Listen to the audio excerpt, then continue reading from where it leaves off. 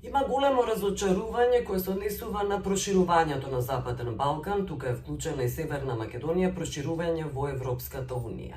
Моето прашање е сега за Парламентарната асамблеја на Советот на Европа. Која е стратегијата, кои се вашите стратегии да се поддржи, да се помогне ова проширување?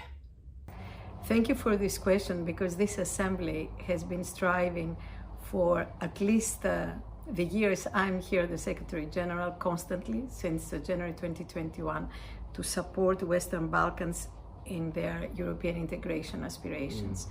The journey started in September 2021 when we held a current affairs debate. This means something extraordinary, with the participation of the then Minister of Foreign Affairs, Nikola Dimitrov, on the European perspectives of the Western Balkans. And it was introduced by George Papandreou, a former Prime Minister of Greece, who is a member of our assembly. And I don't need to tell you what he has done since the Thessaloniki summit in 2003 to promote European integration of Western Balkans. So that was the first signal we gave in the recent years, with a feeling that we are maybe focusing too much on other parts of the world, and we don't focus enough on Western Balkans. Following this extraordinary debate, Mr. Papandreou became rapporteur on a specific report on the Western Balkans European perspective. The title was Supporting a European Perspective for Western Balkans. And precisely 1 year later, October 2022, we have the Assembly adopting, with a very big participation, a resolution. So October 2022, the Assembly comes and gives the main lines of our support. You spoke about strategies.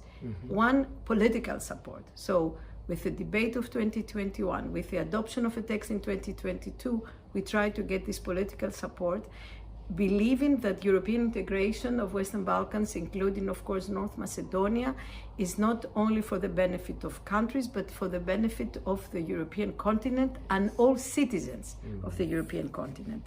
We feel that this is a geostrategic investment in peace, stability, and democratic security in the region. Then the Assembly draws also the main lines of how to proceed further.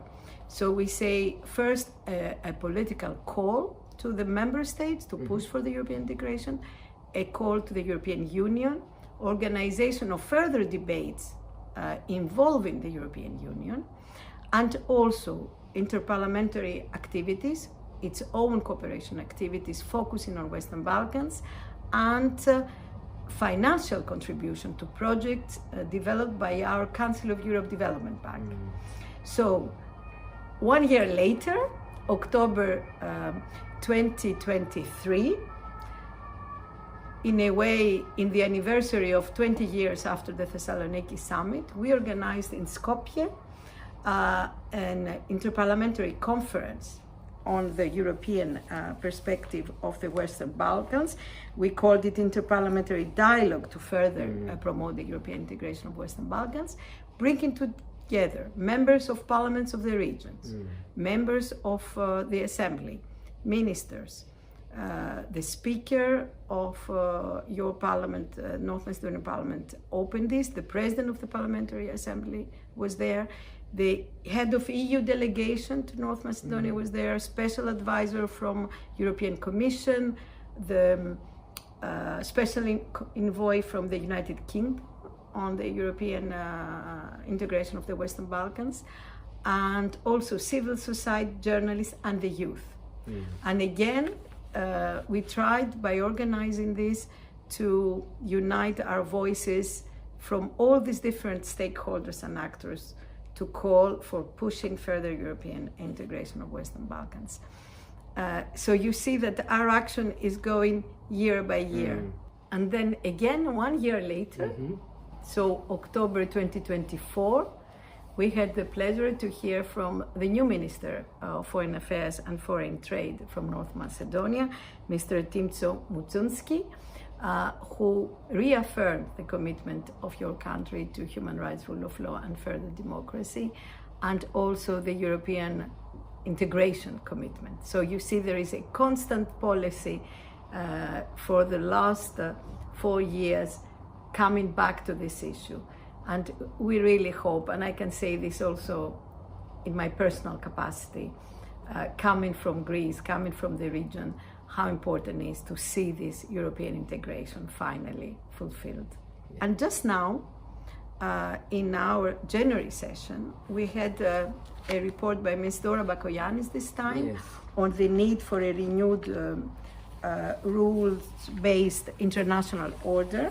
What I want to stress from the recent text, now January 2025, is that the Assembly refers to the European integration of the Western Balkans, the further European integration of the Western Balkans, as an element that is important to strengthen Europe itself, and also in the context of developments in the United States. Во извештајот за напредок на Комитетот за обврски на Советот на Европа има и препораки кои се однесуваат на идните реформи и идната работа на Северна Македонија. Well, regarding the recommendations we are addressing to North Macedonia in the context of what we call a post-monitoring dialogue, we insist on a consensus for the constitutional revision, on further judicial and electoral legislation reforms, and also recommendations regarding the fight against corruption, as well as improvement of prison conditions, especially the Indrizovo prison is mentioned in our resolution. Yes. Of course, rights of national minorities, etc. Now, how we can support you in doing that, we can also support you. We are not just recommending things, we are there to help you also implement them, and we can do this with the help also of the Venice Commission, which is our constitutional expert bodies of the Council of Europe, when it comes, for instance, to the constitutional or the electoral reform revision, in cooperation with Greco when it comes to fight against corruption. Има некои загрижености всушност околу новата американска администрација и моето прашање се однесува на предизвиците пред Советот на Европа, пред парламентарната асамблеја во контекст на зачувување на демократските вредности. Како да се одговори всушност на овие загрижености? Yes, very topical question. And again, I mentioned the report by Ms. Bakoyannis on the need for a renewed rules-based international order, which stressed, I think, the main strategy we will develop from now on, insisting on the multilateral system. The only way we can be stronger as Europe is to ally closer to a multilateral system, especially the United Nations. So it's no coincidence that we already had 2 visits to the United Nations with the President of the Assembly, and we are going again in March, both to the United Nations in New York and to meet the Congress in Washington.